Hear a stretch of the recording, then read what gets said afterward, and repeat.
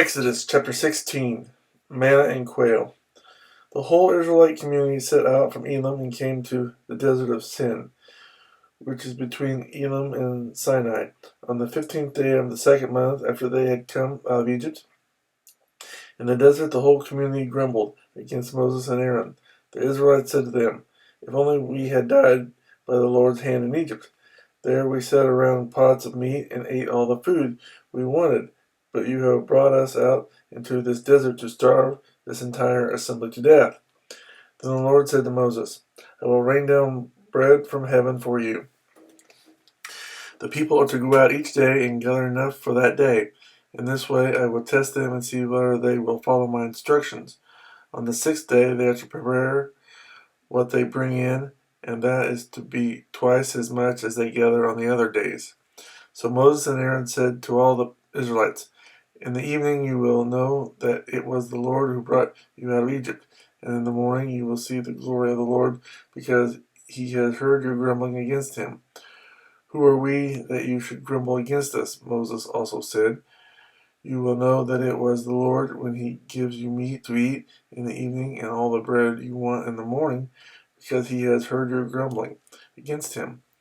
Who are we? You are not grumbling against us, but against the Lord." Then Moses told Aaron, "Say to the entire Israelite community, 'Come before the Lord, for he has heard your grumbling.'"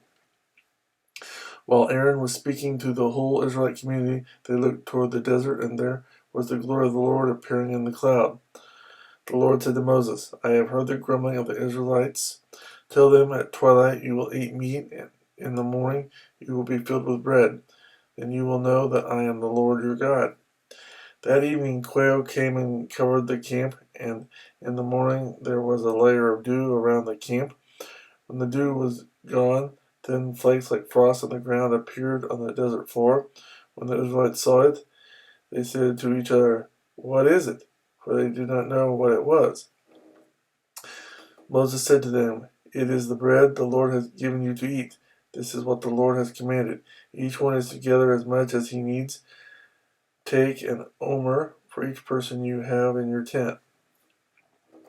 The Israelites did as they were told. Some gathered much, some little, and when they measured it by the omer, he who gathered much did not have too much, and he who gathered little did not have too little.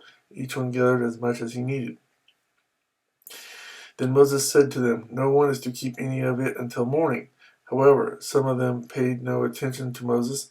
They kept part of it until morning, but it was full of maggots and began to smell. So Moses was angry with them. Each morning everyone gathered as much as he needed, and when the sun grew hot, it melted away. On the sixth day they gathered twice as much, 2 omers for each person, and the leaders of the community came and reported this to Moses. He said to them, "This is what the Lord commanded. Tomorrow is to be a day of rest, a holy Sabbath to the Lord. So bake what you want to bake and boil what you want to boil. Save whatever is left and keep it until morning." So they saved it until morning as Moses commanded, and it did not stink or get maggots in it.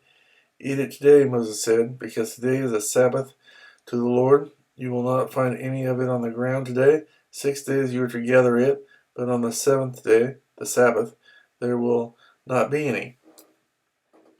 Nevertheless, some of the people went out on the seventh day to gather it, but they found none. Then the Lord said to Moses, "How long will you refuse to keep my commands and my instructions?